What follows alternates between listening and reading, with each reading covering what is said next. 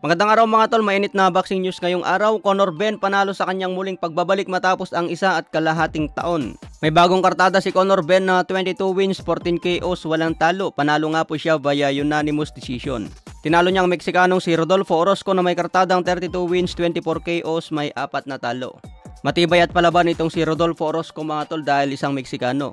Akala ni Conor Benn mga tol kayang pabagsakin itong si Rodolfo pero nagkamali siya dahil umabot sa unanimous decision. Hanggang 10 rounds nga lang po ang laban mga tol sa 154 pounds. Matatandaan po natin na lumalaban itong si Conor Benn sa welterweight division bago mag-positive ng gamot. Pero base sa pinakita ni Conor Benn mga tol, nandun pa rin yung bagsik at lakas. Hindi lang naging sapat ang lakas niya ngayon sa 154 pounds para pabagsakin ng Meksikanong si Rodolfo Orozco. Tuwang-tuwa naman si Ed Hearn sa panalo ni Conor Benn dahil bumalik na ang The Destroyer. So abangan po natin mga tol, sana hindi muling mag-positive itong si Conor Benn. Nasira ang magandang pangalan ni Conor Benn dahil nag-positive sa gamot. Pero okay naman yung pinakita ni Conor Benn mga tol. Nandun pa rin yung tibay, lakas at bilis.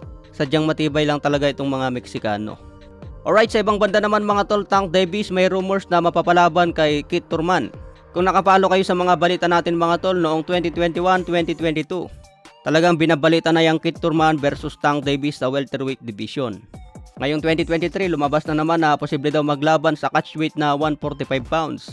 So wala pang official na balita mga tol kung matutuloy ang laban na yan. Pero ayon sa trainer ni Tank Davis na si Calvin Ford, sinabi na may big fight na paparating dito kay Tank Davis, hindi pa ina-announce sa ngayon. Nauna kasi itong mga rumors mga tol bago ilabas ang official statement. Katulad sa laban ni Cuadro Alas Casimero, binalita ko dati na rumors lang ang laban kay Oguni. Pero yung rumors na yun mga tol nagkatotoo. Talagang isang semi-retired boxer ang kalaban ni Casimero. Matatandaan nga po natin mga tol ang payag ni Mario Barrios kung sino daw ang mas malakas kay Keith Thurman or Tank Davis. Matatandaan po natin na nakalaban ni Mario Barrios si Tank Davis, TKO ang inabot. Nakalaban din niya si Keith Thurman na umabot sa decision. Ito daw ang tanong na pinakaayaw sagutin ni Mario Barrios kung sino ang mas malakas. Makikita naman daw sa laban niya na isa lang daw ang nakapagpabagsak sa kanya ng maraming beses at ito nga si Tank Davis.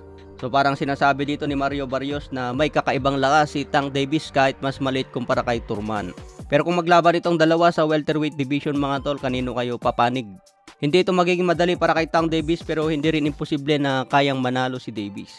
May rumors din na posible daw ang rematch ni Tank Davis versus Pitbull Isaac Cruz. Sa ibang banda naman, panalo kanina si Zhang Zhilei via knockout sa round 3. Tinalo po niya si Joe Joyce. Kung napanood nyo kaninang bakbakan sa heavyweight division mga tol, parang naka-slow motion.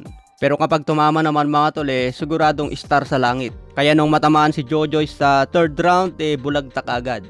Kaya nakuha ni Zhang Zhilei ang panalo via knockout sa 3rd round.